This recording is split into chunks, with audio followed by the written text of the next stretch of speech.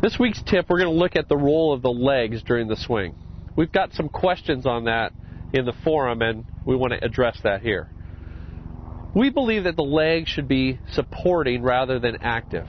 The swing has changed over the last 20, 30 years, and that back in the 70s, there was a lot of active leg drive on the downswing. The knees and the legs would shoot towards the target. That would hang the upper body back and create a higher finish.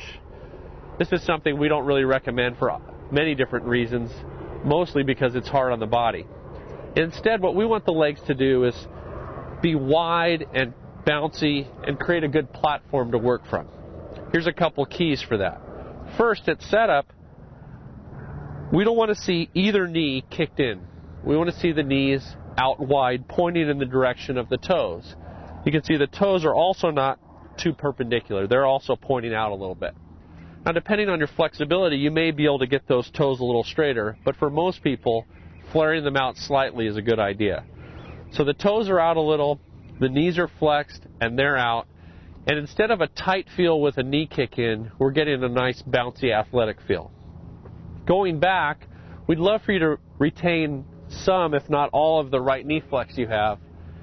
As you're less flexible, like myself, it's not as easy to keep that knee flex. We see the knees straightening a little bit. But we don't want to see the knees active, moving across. We don't want the heel coming up. We want the legs to be feeling wide and bouncy as you approach the top of the swing. The same thing is true on the downswing.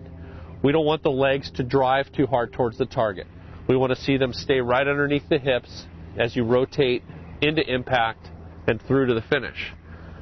So don't let those legs move out from underneath you. As your legs move, your upper body has to compensate to keep you balanced.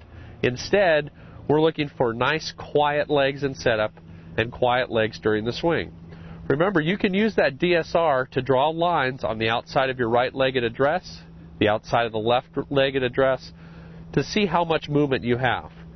The line on the outside of the right leg should have some space between it and the leg at the top of the swing. The one on the outside of the left leg should be covered up at impact as the weight moves towards the target.